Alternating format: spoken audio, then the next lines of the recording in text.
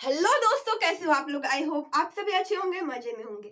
मेरा नाम भारती और मैं आज आप लोगों के लिए क्लास 8 सिविक्स का एक टॉपिक लेकर के आई हूँ जिसका नाम है supreme court of India. Supreme court को हम लोग हिंदी में बोलते हैं उच्चतम न्यायालय। देखिए, इसकी एस्टैब्लिश मतलब जब इसकी स्थापना हुई, वो स्थापना हुई इसकी 26 जनवरी 1950।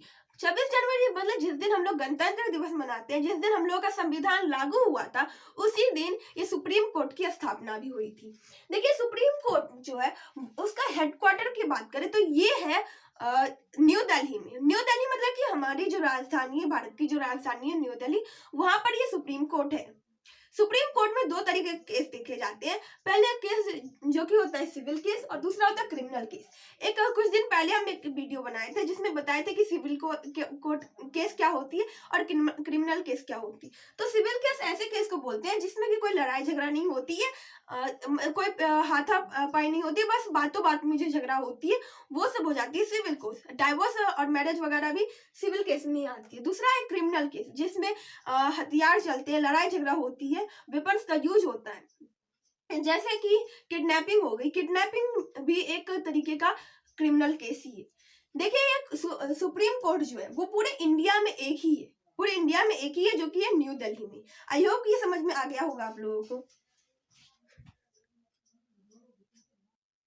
देखिए, अब हम लोग कंपोजिशन के बारे में पढ़ने वाले। तो देखिए, हम ये जानते हैं कि हमारा जो सुप्रीम कोर्ट के जो हेड होते हैं उसे हम लोग चीफ जस्टिस बोलते हैं। चीफ जस्टिस जो है वो प्रेसिडेंट के द्वारा अपॉइंट किए जाते हैं, जो कि पूरे सुप्रीम कोर्ट में सिर्फ एक ही चीफ जस्टिस होते हैं। इसके अलावा सुप्रीम कोर्ट में 33 जजेस होते हैं, 33 अदर जज होते हैं जो कि चीफ जस्टिस से नीचे होते हैं।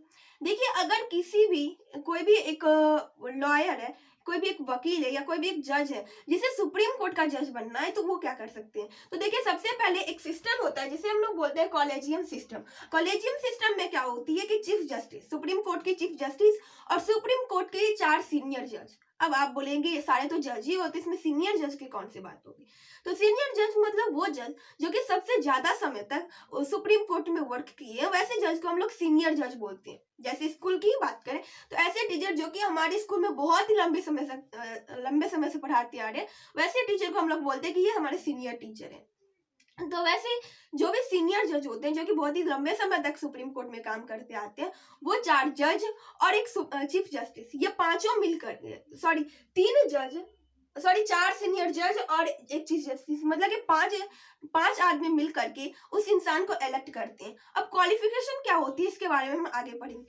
तो उसे अपॉइंट किए जाते हैं चीफ जस्टिस और 4 सीनियर जज के द्वारा। देखिए, ये सब मिलकर क्या करेंगे कि उस जो भी इंसान जो बनना चाहेंगे उसे अच्छे से उसके बारे में सब कुछ पढ़ाई करेंगे, सब कुछ देखेंगे क्या क्या है उनकी लाइफ में, क्या क्या वो किए, कोई उसके ऊपर कोई केस तो नहीं है। जब वो सारा कुछ हो जाएगा तब वो उस बात को, चीफ जस्टिस जो है, तब उस बात को वो लेकर के जाएंगे प्रेसिडेंट के पास, और प्रेसिडेंट फिर उसे अपॉइंट करते। किसे अपॉइंट करते हैं, तो जो भी जज बनना चाहते हैं सुप्रीम कोर्ट के, उसे प्रेसिडेंट अपॉइंट करते हैं। देखिए, 4 और ये 5 इंसान जो है, 5 इंसान में अगर एक भी इंसान ना कर दी, मतलब कि एक भी इंसान को या 2 इंसान को अगर बोले कि नहीं इसे नहीं बनना चाहिए, तो वो उसे रिजेक्ट ही कर देंगे। बस 2 अगर इंसान बोल दे तो वो रिजेक्ट हो जाएंगे। ऐसा नहीं है कि 3 इंसान बोले 2 इंसान नहीं बोले तो फिर भी हम उसे सुप्रीम कोर्ट के जज बना देंगे, ऐसा नहीं हो सकता है। अब देखिए, है क्वालिफिकेशन ऑफ जज, मतलब कि सुप्रीम कोर्ट का अगर जज बनना है तो उसके लिए क्या क्या क्वालिफिकेशन होना चाहिए। तो पहला बात जिसे हम लोग बहुत ही लंबे समय तक जानते आ रहे हैं कि वो है सिटीजन ऑफ इंडिया, मतलब कि वो भारत का तो एक नागरिक होना ही चाहिए, ये कंपलसरी है, must be citizen of India. और जज of high court for minimum 5 years. देखिए, कोई भी इंसान अगर सुप्रीम कोर्ट का जज बनना चाहता है तो वो सब पहले हाई कोर्ट के 5 साल तक, कम से कम 5 साल तक तो जज होने ही चाहिए। मतलब कि कोई इंसान अगर किसी भी हाई कोर्ट के 5 साल तक जज होंगे तो वही सुप्रीम कोर्ट के भी जज बन सकते हैं। कम से कम 5 साल तक उसे हाई कोर्ट में काम करना ही होगा। वही अगर लॉयर की बात करें, मतलब कोई वकील चाहता है कि हम सुप्रीम कोर्ट के जज बने, तो वो कम से कम 10 साल तक किसी भी हाई कोर्ट में काम करने ही चाहिए। और lawyer of high court for minimum 10 years, कोई भी हाई कोर्ट, किसी भी हाई कोर्ट के लॉयर जो है वो अगर 10 साल तक उसमें काम करे हुए हैं तो फिर वो सुप्रीम कोर्ट के जज बन सकते हैं। इसके अलावा the opinion of the president of India, president of India मतलब हमारे राष्ट्रपति का ओपिनियन उसमें होना ही चाहिए। देखिए, अगर ये इतना कुछ है उनमें कि मतलब वो इंडिया का सिटीजन तो है ही, इसके बाद अगर वो 5 साल तक किसी भी हाई कोर्ट में, या लॉयर वकील के तौर पर किसी भी हाई कोर्ट में 10 साल तक अगर वो काम कर चुके हैं, तब वो इलेक्ट किए जाएंगे चीफ जस्टिस के द्वारा। इसके अलावा 4 सीनियर जज के द्वारा। अगर वो सब भी सबके फेवरेबल में वो आ गए, तब वो बात को चीफ जस्टिस लेकर के जाएंगे प्रेसिडेंट के पास। और तब प्रेसिडेंट जो है, तब प्रेसिडेंट का भी अगर उस पर ओपिनियन रहा, प्रेसिडेंट पे अगर चाहे कि हाँ इसे बन जाना चाहिए, तो वो उसे एक लॉयर, एक जो जज है, वो सुप्रीम कोर्ट का एक जज, वो उसे घोषित कर दिया जाएगा। आई होप कि आप लोगों को समझ में आ गया होगा। आप सोच रहे होंगे कि हमने सुप्रीम कोर्ट के जो जज होते हैं उसके बारे में तो बता दिया कि उसे कैसे अपॉइंट किया जाता है, फिर अगर चीफ जस्टिस को अपॉइंट करना रहेगा तो वो कैसे होंगे। तो देखिए, चीफ जस्टिस जो है वो उन सबका एक रिटायरमेंट, एक टेन्योर होता है, 65 ईयर्स तक का टेन्योर होता है। मतलब कि 65 ईयर्स अगर उसका एज हो गया तो उसके बाद उसे रिटायरमेंट मिल जाएगी। तो देखिए, जब उसे रिटायरमेंट मिल जाएगी तब उसे वहां पर एक नया चीफ जस्टिस की जरूरत होती है।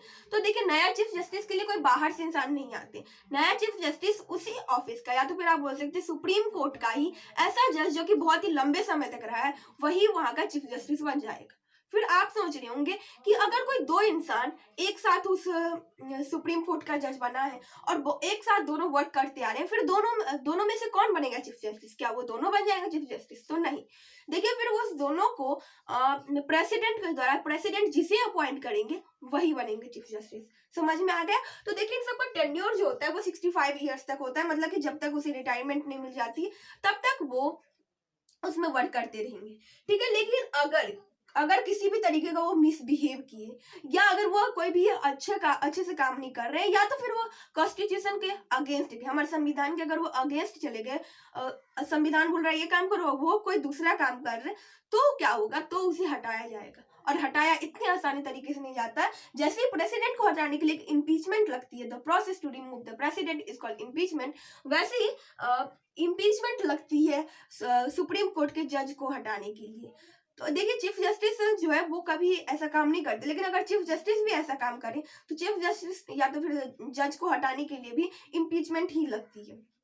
देखिए, अब इस इम्पीचमेंट में क्या होती है? इम्पीचमेंट में वो जो बात रहेगी, वो जिस जज को हटाना रहेगा, वो लेकर जाएंगे, उस बात को लेकर जाएंगे हाउस में, पार्लियामेंट में बोले, संसद में बोले, वहां पर लेकर के जाएंगे। और वहां पर लोकसभा और राज्यसभा दोनों के मेंबर वहां पर प्रेजेंट रहेंगे।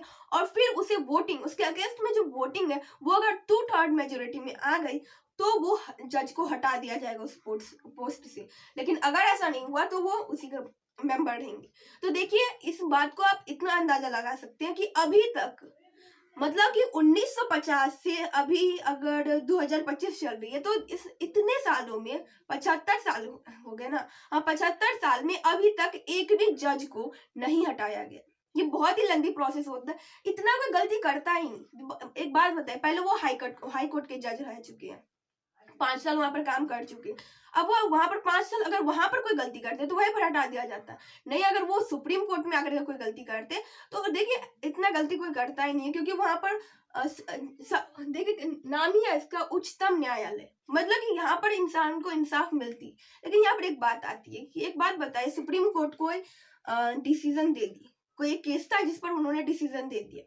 अगर उस डिसीजन को भी चेंज करना है, सुप्रीम कोर्ट के डिसीजन को कोई चेंज नहीं कर सकता है, सिवाय प्रेसिडेंट, राष्ट्रपति चेंज कर सकते हैं। जैसे देखिए, किसी इंसान को मिल गई कि तुम्हें फांसी की सजा होगी, तो उसके फांसी को सजा, अगर प्रेसिडेंट को उस पर दया आ गई, तो सिर्फ प्रेसिडेंट ही ऐसा है कि जो उसके डिसीजन को चेंज कर सकते हैं। वो भी चेंज पूरी तरीके से नहीं। जैसे उसे फांसी की सजा है, तो फांसी की सजा को हटा करके उसे उम्र कैद की सजा दे दिया जाता है। तो देखिए, उम्र कैद, अगर कोई इंसान उम्र भर जेल में ही रह रहा है और किसी इंसान को फांसी मिल गई, तो दोनों में फर्क ही क्या है? जब तक वो मरेगा नहीं तब तक वो जेल में ही रहेगा। एक तरीके से वो भी तो एक फांसी ही होगी। वो इंसान जिंदा है, फिर भी वो एक घर में बंद है, तो मर ही गया है ना। तो सिर्फ वो प्रेसिडेंट ही रिमूव कर सकते हैं। आई होप कि आप लोगों को समझ में आ गया होगा।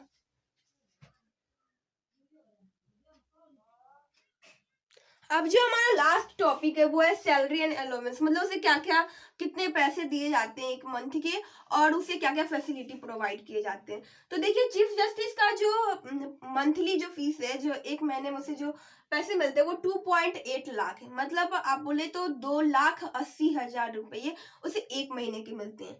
और अगर हम जज की बात करें, मतलब जितने जज होते हैं सुप्रीम कोर्ट के, उस जज को 2.5 लाख मतलब कि लगभग 2.5 लाख रुपए उसे मिलते हैं, 2,50,000।